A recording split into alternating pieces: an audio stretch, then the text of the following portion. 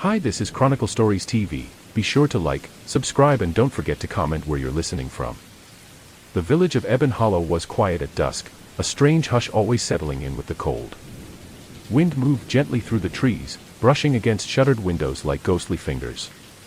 Life in Ebon Hollow was simple, isolated, surrounded by dense, dark woods that no villager dared enter after sundown. Not because of animals or fear of getting lost, but because of her. The legend was old. Passed from breath to breath, the story of the faceless which had lived far longer than anyone remembered. They said she once had a name, a home, and even a daughter, long before the betrayal that cursed her. But now, she had no eyes, no mouth, no features at all, just skin stretched smooth where a face should be. Each year, on the coldest winter's night, someone vanished. Sometimes a child, sometimes an elder, sometimes a visitor who didn't believe. And always, before they were taken, they'd say they saw her, watching. By the fireplace inside the village inn, Kieran sat listening to the stories again. The room glowed warmly, flickering flames painting gold and amber on the wooden walls. The villagers told their tales with soft voices and downcast eyes. "She took my cousin last year," said an old woman, her voice cracking. He heard his name outside his door. Said it was his mother's voice, though she passed years ago. He stepped outside, never came back. Kieran leaned forward. And no one's ever followed her trail. No hunter. No search party. The room went still. Even the fire seemed to lower itself in silence. "You don't follow her," said the innkeeper grimly. "You survive her." But Kieran wasn't like the others. A seasoned tracker and hunter who had grown tired of quiet living, he found the idea of fear tied to a story laughable. "There's always an explanation," he muttered to himself as he sipped his drink. A curse, a witch, superstitions bred from shadows. He was the only one who didn't flinch when a branch tapped the window. Snow fell lightly that night, dusting the rooftops and softening the sound of footsteps outside. Kieran stayed behind after the others had gone to bed, his boots near the hearth, his eyes watching the flames dance. The innkeeper lingered too, wiping down tables absently. "She's real, you know," the innkeeper finally said. "The witch." Kieran smirked. "You believe it?" The old man nodded slowly. "I saw her once. Long ago. When I was just a boy. Faceless. Floating just beyond the trees. My brother ran to her. I stayed still. Only I came home." Kieran frowned, his smirk fading. "You really believe she takes people? Why not go into the woods? Trap her. Find her lair. Something." The innkeeper's hands stilled. "Because those who go in, change. And not just the ones who vanish." The next morning, the town bell rang.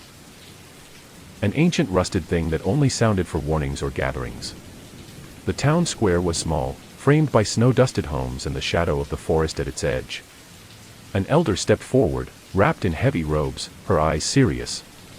"The coldest night comes again in 3 days. The witch will claim another. Unless," her voice faltered. "Unless someone faces her. Breaks the cycle." Gasps and murmurs spread through the crowd. No one volunteered. Not until Kieran stepped forward. "I'll go," he said plainly. All eyes turned to him. The morning sun gave little warmth, casting a pale light that barely touched the frost-covered village. Kieran stood at the edge of the woods, dressed in layers of fur and leather, a bough slung across his back, and a lantern filled with oil in one hand. At his waist hung a satchel filled with salt, herbs, and charms, gifts from the village elders. "They won't stop her," one of the women had said quietly. "But they might slow her down." Kieran had nodded, more out of politeness than belief. The woods before him were dense, alive with quiet creaks and whispers of wind. He took one last look over his shoulder. The villagers had gathered at a distance, watching in silence. The innkeeper gave him a small nod. Then Kieran stepped into the forest. The temperature dropped instantly.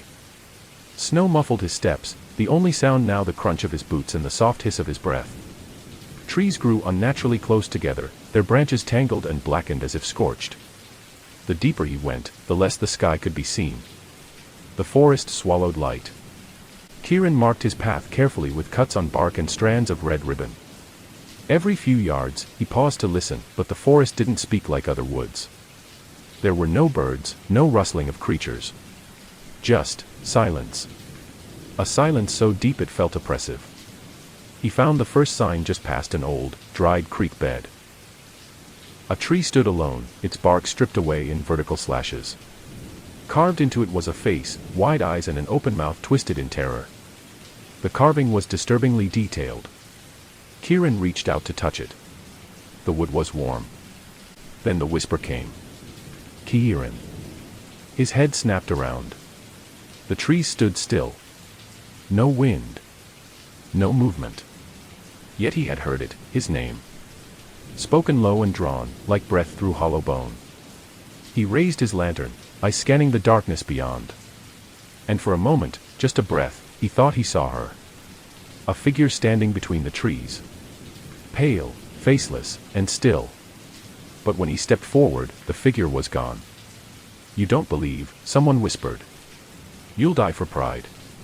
Kieran looked toward the woods, their branches tangled like fingers reaching toward the village. He didn't speak. But deep down, he wondered, what if the stories were true? Kieran pressed onward, unease tightening around him like a noose. Hours passed. Time began to lose shape in the dim light beneath the trees. The lantern's glow seemed smaller with each step. But he continued, deeper, always deeper. He began to notice them more frequently now. The trees bore faces. Some were crude, scraped into bark with clawed hands or sharpened stone. Others were exquisitely detailed, like frozen moments of horror. Eyes widened in disbelief. Mouths screaming soundlessly. Some even bore features he thought he recognized. One face looked like the village baker's youngest son. Another, the wandering merchant who vanished last autumn. And then he found the broken charm. A trinket woven from dried grass and red thread. Kieran knelt beside it. It was a charm the elders made for protection. But this one was torn, trampled into the snow. Beside it, the ground was disturbed, clawed, as if something had been dragged. Suddenly, the silence was broken. A soft, rhythmic sound. Like breathing. Not his own. Kieran stood slowly, every hair on his body rising. Who's there? He called out. Silence. He turned, lantern held high. A face. No, not a face, a smooth, blank mask of flesh, barely visible between two gnarled trees. The figure didn't move. Didn't blink. No eyes, no mouth, but it seemed to watch him all the same. Kieran's breath hitched. Then the figure faded, dissolving into shadow like smoke. His pulse thundered in his ears. It was no story. She was real. And he was no longer a hunter. He was prey. Kieran's hands were trembling now, though he tried to steady them. He crouched behind a fallen log, staring into the mist that was beginning to roll through the trees like smoke from a dying fire. His breath formed puffs of white in the growing cold. The forest had shifted. Somewhere ahead, the air had grown thicker, hazy with a strange fog that hugged the ground and slithered around the trees. Kieran gripped the lantern tighter and rose to his feet, every step now measured, slow, deliberate. He heard it again, his name. But this time, it was different. Softer. Familiar. Kieran. He froze. That voice. It wasn't like the one before, hollow and distant. This one sounded human. Almost like his mother's voice. But his mother had died 10 years ago. Kieran, come home. His breath caught. The voice came from his left, drifting through the fog, echoing as though carried through a vast, empty space. He knew better than to follow, but his legs twitched with the instinct to move. The forest was playing tricks on him. Show yourself, he shouted, voice cracking in the cold. Only the trees answered, creaking slowly in the breeze like they were waking from sleep. Then he heard something else. Footsteps. Not his own. Crunching snow. Light and cautious, as though someone, or something, was mirroring his movements. He turned sharply. A shadow passed behind a tree 20 feet away. Then another. Figures. They weren't walking like people. They moved in sharp, jarring steps. Too smooth, too quiet, like they were gliding just above the snow. Kieran backed away slowly, careful not to turn his back. He reached into his satchel and scattered a ring of salt at his feet. The figures stopped. Silence fell again. Then the faceless voice returned, this time, inside his head. You carry their fear, like it's yours. Kieran stumbled back, heart racing. No, he whispered to himself, gripping his bow now. I came to end this. The voice only laughed, a soundless vibration that rattled the trees around him. The clearing appeared suddenly, like the forest had parted its lips to reveal its black tongue. Kieran stepped through a veil of mist and into a space untouched by time.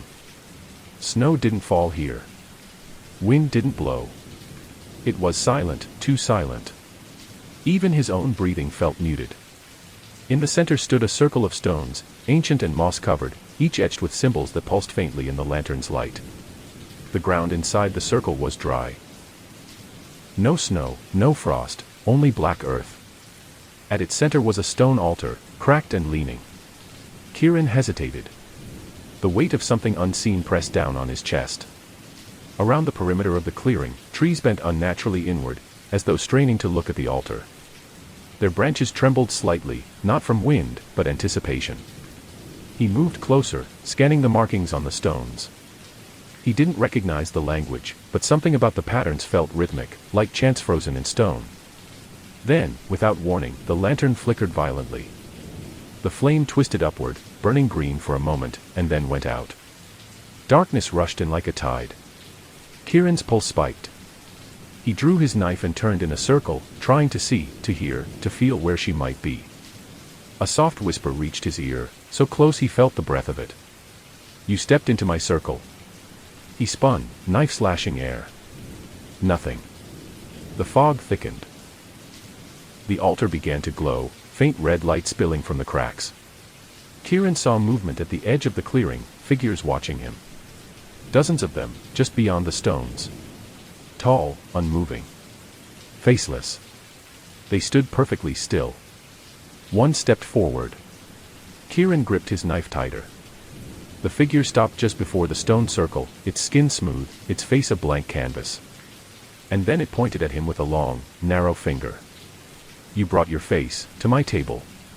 Kieran stood still within the glowing circle, his body tense, eyes locked on the faceless figure pointing at him. The longer he stared, the more wrong it looked. Its skin was pale but veined like marble, its limbs slightly too long, joints bending subtly in ways they shouldn't. The light from the altar pulsed, syncing with his heartbeat.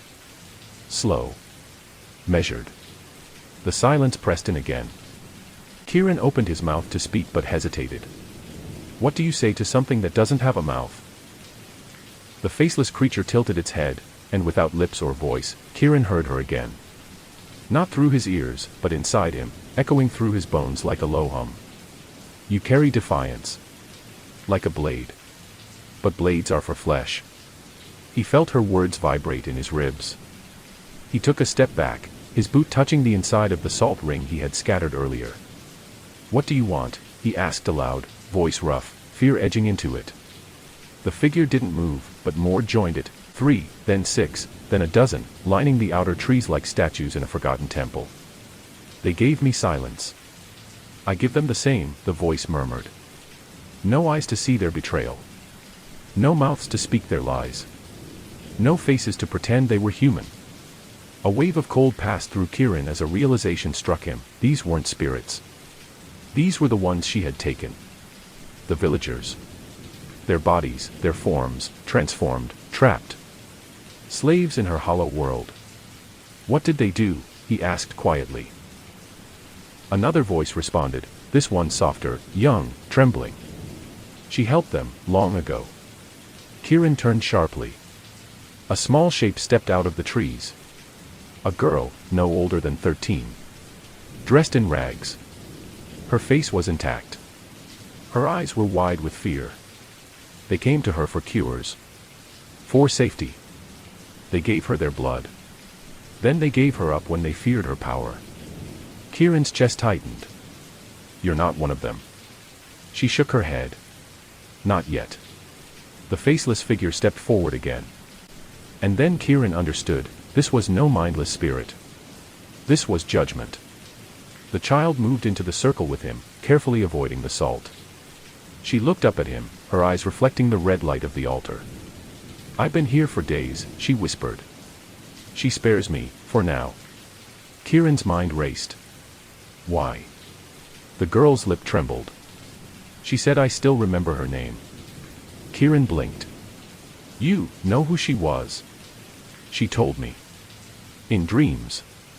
She wasn't always this. She lived near the village. Before the woods grew thick, before the stone circle. They called her Mother Sela. She healed the sick. She never asked for gold. Just kindness." The air around them seemed to tremble. Even the trees held their breath. But the villagers grew scared of her. When the crops failed, they blamed her. Said she cursed the land. One night, they came with fire, and took her child from her arms. The girl looked down. She begged. But no one listened. Kieran's fists clenched. The witch hadn't simply taken lives, she reclaimed them. The faceless beings beyond the circle now began to sway gently, as though stirred by wind only they could feel. "She asked me to remember," the girl said. "But I'm forgetting. She says the longer I stay, the more the forest takes." Kieran's thoughts raced. He reached into his satchel, pulling out a small iron pendant, something the innkeeper had handed him. "This was hers, wasn't it?" he asked, holding it up. The girl gasped softly. She wore it, always. The altar's red glow intensified. Suddenly, the voice came back, louder now, closer. "You bring me a memory." Kieran looked at the pendant. He didn't know what it meant. But something in him stirred, an instinct. He stepped to the altar and laid the pendant on its cracked surface. The light flared. The ground trembled. And then, from within the trees, a shape emerged. Taller than the others. Robes black and flowing like ink. Skin pale as bone. She stepped through the circle's edge, unaffected by the salt. The faceless witch. She didn't walk. She drifted. Her form seemed to hover just above the earth, robes trailing soundlessly behind her. The closer she came, the more the air changed. The fog thickened. The shadows twisted. Kieran could barely breathe. It was as if the forest itself bent inward to listen. She stood at the edge of the altar. Her head tilted toward him slowly, impossibly smoothly, like a puppet on unseen strings. The lack of a face did nothing to soften the weight of her presence. It was worse. Far worse. Because where there should have been expression, there was only void. A blank canvas of flesh, stretched and pale. Still, Kieran could feel her eyes. Not with his own, but deep inside, like something ancient turning its attention toward him. He struggled to speak. "I brought your pendant." The witch remained still. The pendant on the altar began to vibrate. "I know what they did to you," Kieran continued, voice low, steady despite the cold crawling down his spine. "They took your daughter. They burned your name." The faceless witch raised one long, slender arm. Her fingers were not bones, but branches, twisted, knotted, yet smooth like ivory. She pointed to the sky. It had turned red. The trees around the circle groaned, swaying as if mourning. "I didn't come to destroy you," he said, placing a hand on the altar. "I came to stop this." The girl backed away as the witch stepped fully into the circle.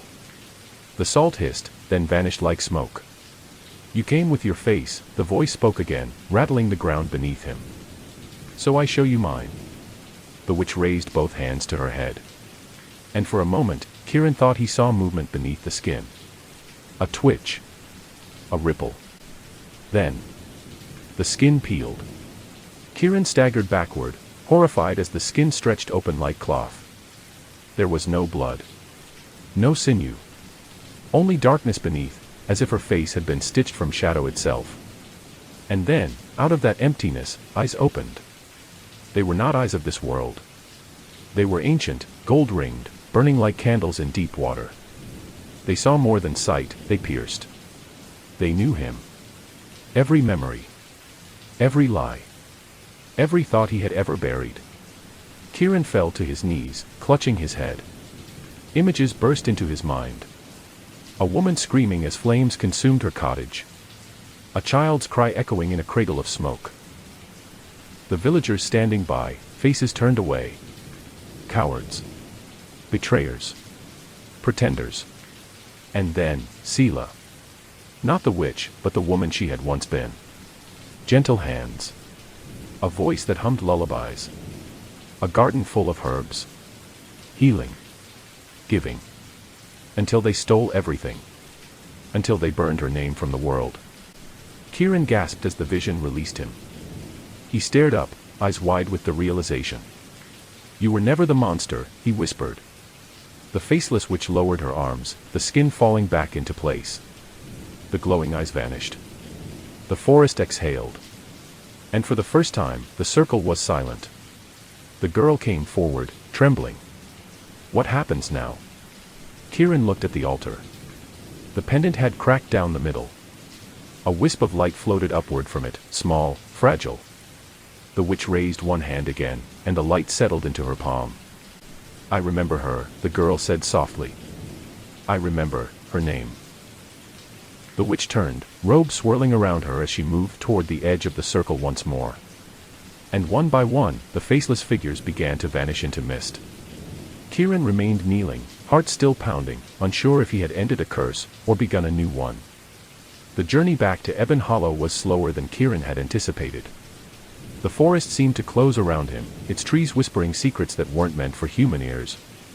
The fog lingered low, coiling like serpents at his feet.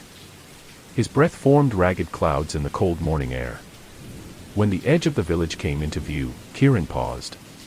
The houses stood silent, windows dark. Something had shifted while he was gone. He spotted the innkeeper by the well, eyes fixed toward the woods. When Kieran approached, the old man nodded solemnly. "You've returned," he said simply. Did anyone else come back?" Kieran asked, voice rough. The innkeeper shook his head.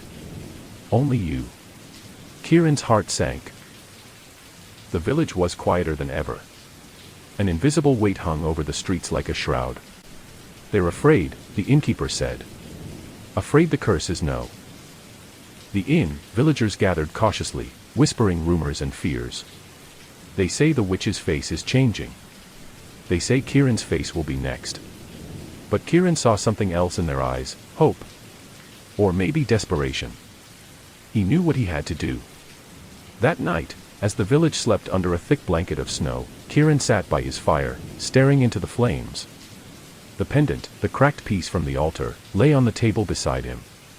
The flickering light cast long shadows on the walls, and in those shadows, he thought he saw faint, moving shapes. The girl, whose name he still did not know, sat quietly across the room. She traced patterns in the dust, her eyes distant. "Do you remember her name?" Kieran asked softly. She nodded slowly. "Seela." "Seela," Kieran whispered. The name tasted like smoke and sorrow on his tongue. "She was more than a witch," the girl continued. "She was a protector.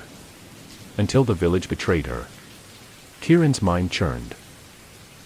The faces carved into trees, the cursed forest, the faceless souls, what if they were all bound by an ancient debt? A debt the village still owed. "Why do you stay?" he asked. "Because if I leave," she said, "the forest takes me. And if I forget, she will come for me too." Kieran stared into the fire, feeling the weight of her words settle in his bones. "I brought her memory back," he said quietly, "but what if that's not enough?" The flames crackled, and the room grew colder. Outside, the wind whispered through the village, carrying a familiar voice, soft, distant, and chilling. "Kieran." The following days passed in a heavy silence. Kieran moved through the village like a shadow himself, his mind tangled with thoughts he couldn't shake. The forest's dark presence seemed to press closer with every sunset, its unseen fingers reaching for the edges of Ebon Hollow. The villagers grew restless. Some whispered that the witch's curse was only deepening. Others spoke of strange lights flickering in the woods at night, ghostly lanterns bobbing like will-o'-the-wisps, but colder, more sinister. One evening, Kieran found the innkeeper staring at the hearth, his eyes clouded with worry. "They say the forest is changing," the old man said. roots twisting like serpents. The trees groan in the night, like they're alive, like they're hungry. Kieran nodded, gripping his bow tighter. We can't let it spread. We have to find the heart of the curse. The innkeeper shook his head slowly. Some things are not meant to be found. That night, the girl approached Kieran quietly. I dreamt of Sela again, she said, voice barely above a whisper. She's trapped between worlds, waiting for the debt to be paid. Kieran stared at her, the weight of responsibility settling on his shoulders. And what if the debt can't be repaid? She looked away, eyes shining with unshed tears. Then the curse will consume us all. Kieran resolved to return to the forest, deeper than before, to uncover what lay beneath the stones and shadows. The girl insisted on coming with him, her knowledge of the woods proving invaluable. They left before dawn, the village still wrapped in sleep, and ventured into the dark embrace of the trees. The cold bit at their skin, but determination burned brighter. Hours passed as they navigated twisted paths and hidden clearings, guided by the faint glow of the altar's broken magic. The deeper they went, the thicker the fog became, swirling around their feet like restless spirits. Finally, they reached a hollow, a vast pit carved into the earth, hidden beneath a tangled crown of roots and branches. The air was thick with the scent of damp earth and something else, something ancient and sorrowful. Kieran knelt at the edge, peering into the darkness below. The walls of the pit were lined with bones, many small, some larger, all bleached white. Whispered voices echoed from the depths, fractured and fading. This is where it began, the girl said softly. Where Sela's pain took root. Kieran swallowed hard. And if we don't stop it? She looked up at him, eyes fierce with resolve. Then the forest will claim everything. The wind sighed through the branches above them, carrying the faintest echo of a name lost to time. Sela. Kieran peered deeper into the pit, his lantern casting a narrow beam over the rough walls lined with bones. The scent of damp earth mixed with something faintly metallic, like old blood. The whispered voices grew clearer, but they were fractured, overlapping like a chorus of sorrow and anger. The girl stepped close, her breath shallow. This pit is a wound, she said. Where Sela's pain was buried. Kieran felt the weight of her words pressing on him like the cold stone beneath his knees. We have to go down, he said, swallowing the knot of fear in his throat. She nodded, producing a coil of rope from her worn satchel. Together, they began their slow descent, the walls rough beneath their hands. The deeper they went, the colder the air became, until it felt like the breath of winter itself was settling around them. At the bottom, the pit opened into a cavern faintly glowing with an eerie, pale light. The walls pulsed with faint runes, carved long ago by hands now dust. And at the center lay a simple wooden cradle, broken and rotting. The smell of decay filled the air. The girl reached out, brushing her fingers over the cradle's edge. This is where Sela lost everything. Kieran swallowed hard, the shadows seeming to lean closer. As Kieran stood in the cavern, the whispers coalesced into a voice, soft, pleading, yet filled with sorrow. Remember me. The girl's eyes filled with tears.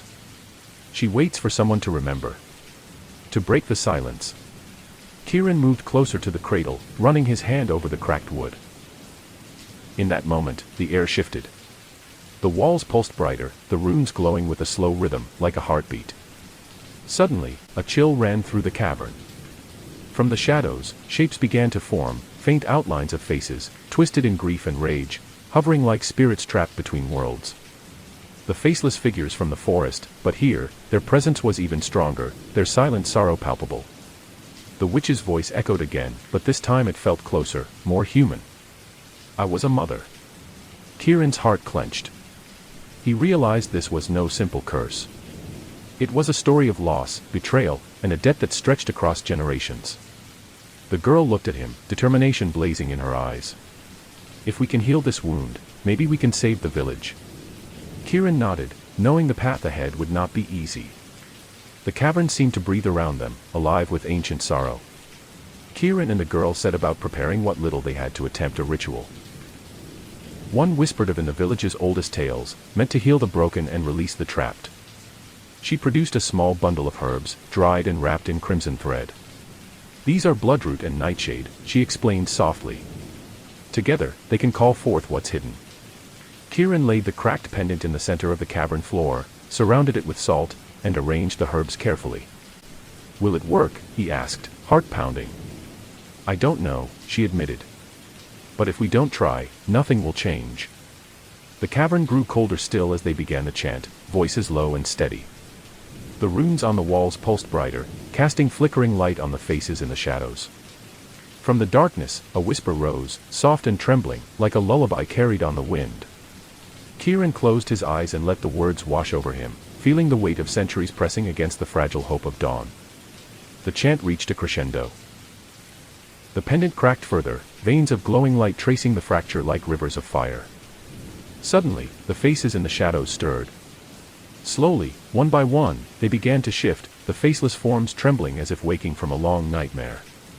The girl gasped. "They remember." Kieran's lantern flickered wildly, then steadied. The cold began to recede, replaced by a warmth that was almost painful in its unfamiliarity.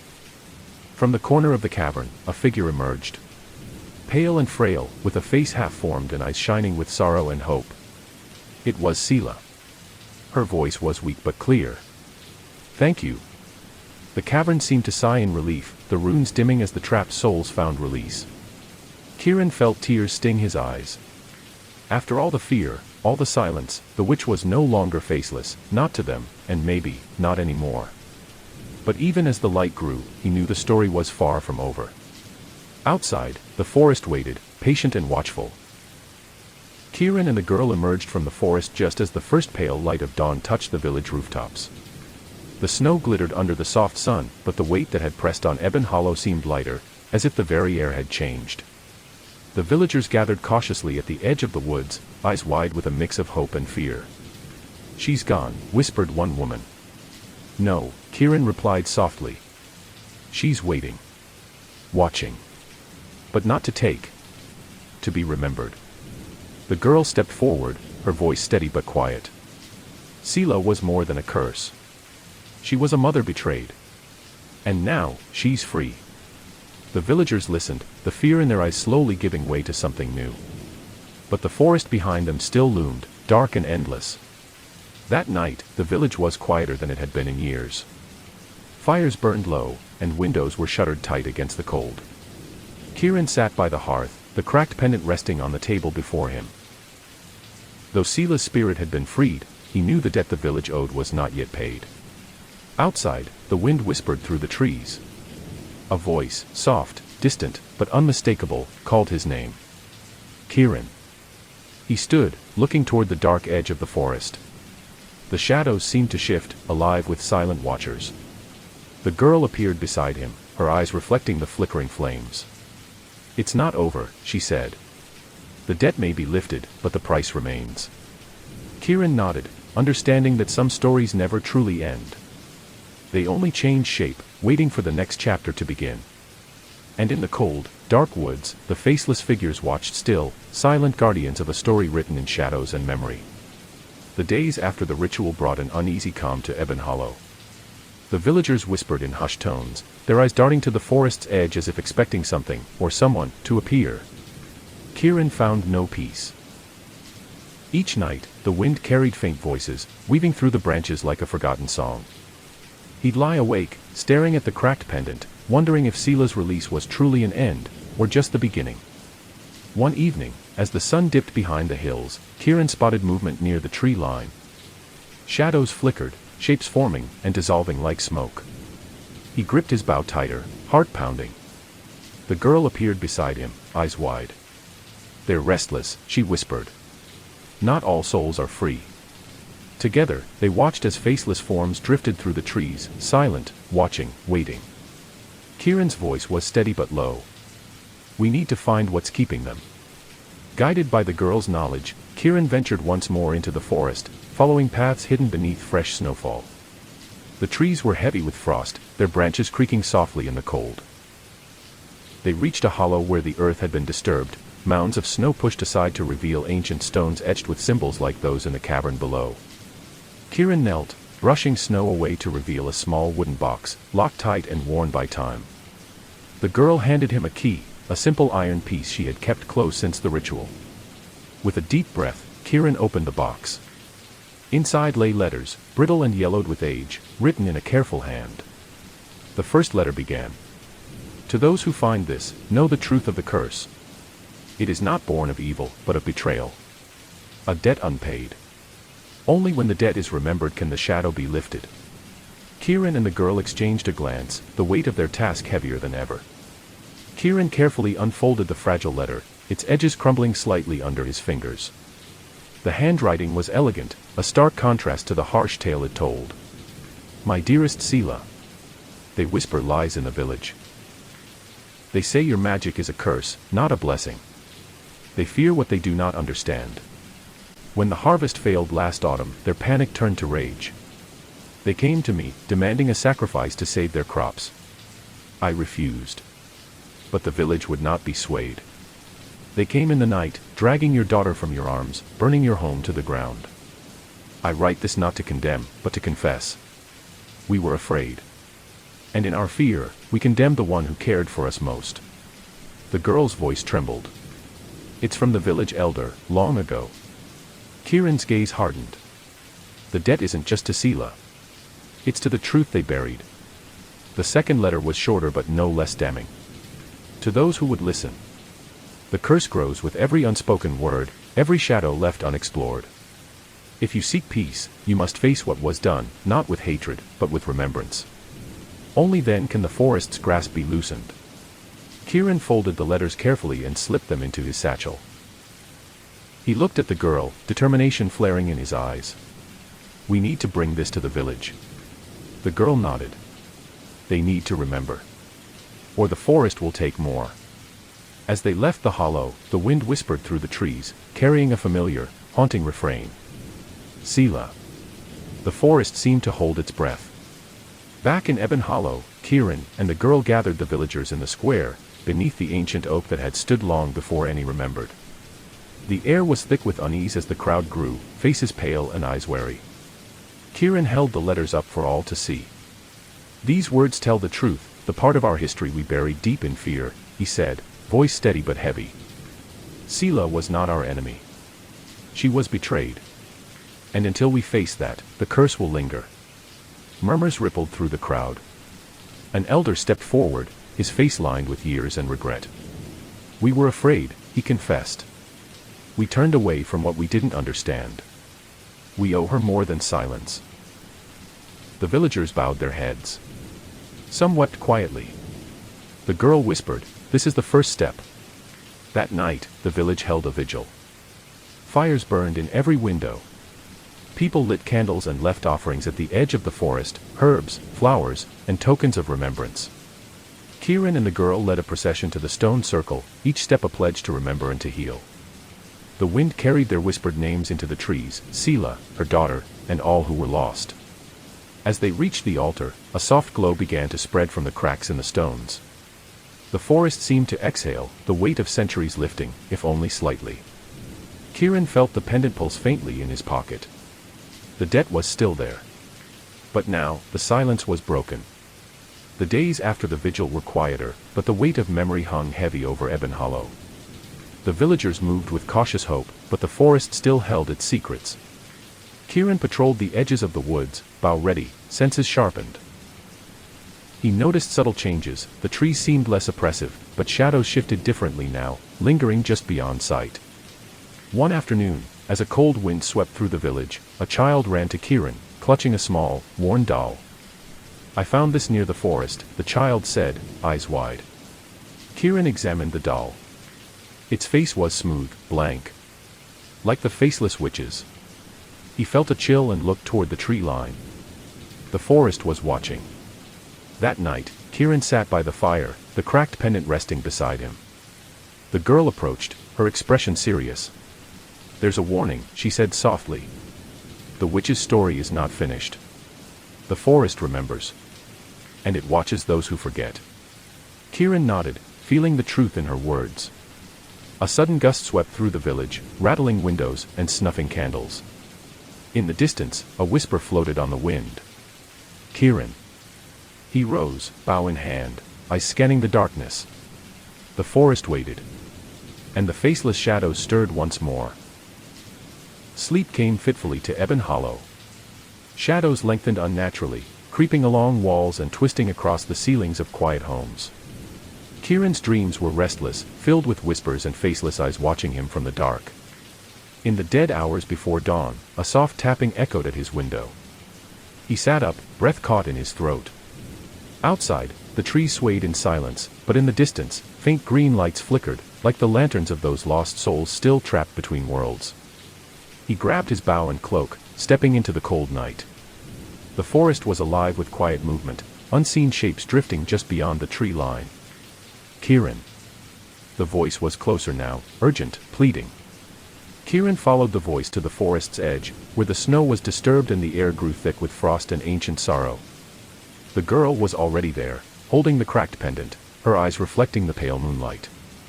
"They're restless again," she said quietly. "The debt is not fully paid. Something remains hidden." Kieran scanned the darkness beyond the trees. Among the shadows, faceless figures moved silently, watching, waiting. The forest held its breath. And Kieran knew, the story was far from over. Kieran and the girl ventured deeper into the forest, where the trees grew thick and the light barely touched the frozen ground. Each step was careful, every sound magnified in the silence. They came upon an ancient, crumbling cabin, its walls blackened with age and neglect. The door hung loosely on its hinges, creaking softly in the cold breeze. Inside, the air was stale, heavy with the scent of forgotten memories. On a wooden table lay a faded journal, its pages brittle but still legible. The girl opened it, her fingers trembling. "This belonged to Seela," she whispered. The journal told of love and loss, of a mother's desperate fight to protect her child from a growing fear in the village. It spoke of promises broken and curses born not from malice, but from sorrow and betrayal. Kieran's heart tightened as he read. The truth was more complex and darker than he had ever imagined. The journal revealed the source of the curse, a pact made in desperation, sealed with blood and silence. Seela had sought to protect her daughter with ancient magic, but the village's betrayal twisted that magic into a binding curse. The faceless witch was not a monster but a guardian twisted by grief and rage. Kieran closed the journal slowly. "We have to find a way to undo this." The girl nodded. "But to break the curse, we must face the heart of the forest, and the darkness within ourselves." Outside, the trees whispered warnings, their branches scratching like claws against the sky. The forest was waiting. And so were the shadows. Kieran and the girl prepared themselves for the journey deeper into the forest's heart. The path was unmarked, swallowed by gnarled roots and thick underbrush. The cold seemed to seep into their bones, and the silence pressed heavy against their ears. As they walked, the trees grew closer together, their branches intertwining like fingers woven to trap the unwar. Why, shadows danced at the edge of their vision, shapes that vanished when looked at directly. The air thickened with the scent of earth and decay. At last, they reached a narrow ravine, its walls carved deep and slick with frost. Below, a faint light pulsed, like a heartbeat in the darkness. The girl looked at Kieran. "This is where it begins." Together, they descended into the unknown. At the bottom of the ravine, a chamber opened before them, glowing with a soft, unnatural light. The walls were carved with ancient symbols, pulsing faintly with power. In the center lay a black stone, slick and cold, cracked with veins of glowing red. The source of the curse. The girl stepped forward, placing her hands on the stone. "This is the heart. The pain. The betrayal." Kieran felt a shiver run through him. The faceless shadows gathered silently at the edges of the chamber, their hollow forms watching. "To break the curse," the girl said, "we must confront the darkness within this stone. And within ourselves." Kieran nodded, drawing his bow. The moment had come. The chamber pulsed with a low hum as Kieran and the girl stood before the black stone. Its cracks glowed brighter now, veins of crimson light twisting and writhing like living fire. The faceless shadows shifted closer, their empty eyes fixated on the stone as if guarding some ancient secret. Kieran took a deep breath, his hand tightening around his bow. "We face it together," he said, voice steady despite the cold pressing in his chest. The girl nodded, whispering a chant she had learned from the old journal. The air thickened, swirling with unseen power. Suddenly, the stone flared with blinding light. Shapes twisted within it, faces distorted with pain and sorrow. the witch's voice echoed, mournful and raw. "This is my grief, my curse, my memory." Kieran felt the weight of centuries crushing down, but he held firm. The light softened, and the faces within the stone began to dissolve, releasing the trapped souls one by one. The faceless shadows faded, their forms becoming lighter, less solid. The cracked pendant in Kieran's pocket pulsed warmly. The girl's chant grew stronger, weaving through the chamber like a healing thread. At last, the black stone cracked fully, shattering into dust that scattered like smoke in the cold air. A calm settled over the cavern. The oppressive weight lifted. Kieran exhaled deeply, feeling the forest breathe again, alive, but no longer heavy with sorrow. Outside, dawn's light filtered through the trees, promising a new beginning. Kieran and the girl emerged from the forest just as the first light of dawn spread pale gold across the sky. The trees, once heavy and oppressive, now seemed to breathe gently in the soft morning breeze. The village lay ahead, still silent in the early hour, but Kieran felt a shift, a fragile hope blossoming in the cold air. The girl smiled softly. "She's free." Kieran nodded, eyes scanning the horizon. "And so are they." The faceless shadows were gone, replaced by whispers of memories reclaimed and debts repaid. The forest was no longer a prison, but a place of quiet peace. Back in Ebon Hollow, the villagers gathered once more, their faces lit by warm fires and softened by understanding. Kieran spoke gently, "Sela's story is no longer a curse. It's a warning. A memory of what fear and betrayal can do." The girl held the cracked pendant, now a symbol of healing rather than pain. The villagers nodded, their eyes shining with tears and resolve. The forest's shadow had lifted, but its lessons remained. And so, the tale of the faceless witch was finally told, not as a nightmare, but as a story remembered. Days passed in Ebon Hollow with a newfound calm. The village began to heal, both in heart and spirit. The fields, once barren and cold, showed hints of green beneath the melting snow. Kieran walked among the villagers, offering quiet support and listening to their stories. Stories of loss, regret, and hope. The girl stayed close, a steady presence amid the slowly returning light. Though the shadow of the witch had lifted, the memory of her pain lingered, a reminder to protect, to remember, and to never again betray trust born of kindness. One evening, as the sun dipped low, Kieran and the girl returned to the forest's edge. The trees swayed gently, no longer ominous, but welcoming. A soft breeze carried a final whisper, barely audible, a voice of gratitude and farewell. "Sela." The cracked pendant, now whole in spirit if not in form, rested warm in Kieran's hand. He smiled quietly. "Goodbye." The forest seemed to sigh, its ancient sorrow finally eased. And as night fell, Ebon Hollow slept peacefully, for the first time in generations. The days grew warmer, and the village began to breathe again. Children played freely in the streets, their laughter weaving through the air like a healing song. The fields turned green, and the forest's edge no longer held shadows of fear. Kieran watched quietly, feeling the weight of what had been lifted from their shoulders. The girl stood beside him, her eyes bright with hope. "We remember," she said softly. "And because of that, she is free." Kieran nodded. "And so are we." Life returned slowly to normal in Ebon Hollow, but the story of the faceless witch lived on, in whispered tales by the fireside, in the hearts of those who listened. Kieran and the girl remained vigilant, guardians of the past and the future. The cracked pendant hung from Kieran's neck, a reminder of pain, forgiveness, and the power of remembering. And beneath the gentle sway of the trees, the forest held its secrets quietly, waiting for no one but the wind. The seasons shifted quietly in Ebon Hollow. Spring's gentle rains softened the earth, and new life bloomed where once only shadows had lingered. Kieran and the girl became keepers of the tale, sharing the story of Sela, not to frighten, but to remind. To remind that fear and silence breed darkness, but memory and understanding can heal. Villagers listened, their eyes thoughtful, learning to honor the past rather than bury it. And in the soft rustle of leaves, a faint presence seemed to smile, a mother finally at peace. One evening, as twilight painted the sky in hues of purple and gold, Kieran and the girl stood at the forest's edge. A gentle wind stirred the branches, carrying the scent of wildflowers and earth. From the shadows emerged a single figure, no longer faceless, but radiant and whole. Sela. Her eyes held gratitude and peace. She reached out, touching the cracked pendant gently, before fading into the night air like a soft sigh. Kieran exhaled, feeling the weight of the past finally lift. The forest had given its gift, a story of sorrow transformed into hope. Ebon Hollow began to thrive once more. The air felt lighter, the shadows less deep. The villagers rebuilt what was lost, not just in their homes, but in their hearts. Stories of the faceless which turned from fear to reverence, teaching lessons of compassion and remembrance.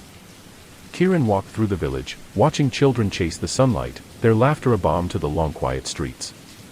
He knew the village had changed, and so had he. Though peace had returned, Kieran and the girl understood their role was not over.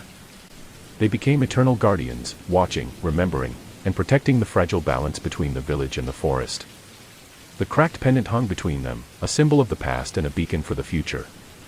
And beneath the ancient trees, the story of Seela lived on, a testament to the power of memory and the courage to face the shadows.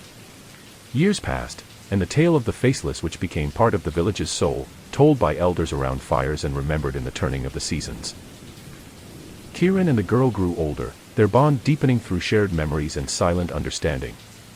On quiet evenings, the wind would carry soft whispers through the trees, a reminder that some stories never truly end, but live on in the hearts of those who listen. One clear night, beneath a sky full of stars, Kieran and the girl stood once more at the forest's edge. The pendant glowed faintly in the moonlight, a gentle pulse of life and memory. They knew that the shadows had been transformed, that darkness could be met with light when fear was replaced by understanding. And as they watched the forest breathe beneath the stars, they felt the legacy of Seela's story, a legacy of hope, healing, and remembrance. The village of Ebon Hollow rested peacefully under a blanket of stars.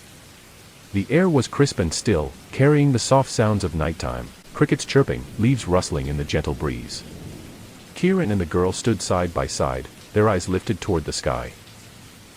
The cracked pendant between them pulsed softly, a quiet heartbeat that echoed the healing of a long-forgotten pain. They knew that the shadows had faded, but the memory remained, a reminder of the past, a guide for the future. And with that knowledge came peace. As dawn approached, the first light of a new day touched the trees and warmed the earth. The faceless witch's story had transformed, from a tale of fear into one of hope and remembrance. Kieran and the girl turned toward the village, their hearts light and steady. The forest behind them was no longer a place of darkness, but a guardian of stories, a keeper of memories. And as the sun rose over Ebon Hollow, a gentle wind whispered through the leaves. Seela is free. And so, the story lived on, an eternal echo carried by the wind, in the hearts of those who remember.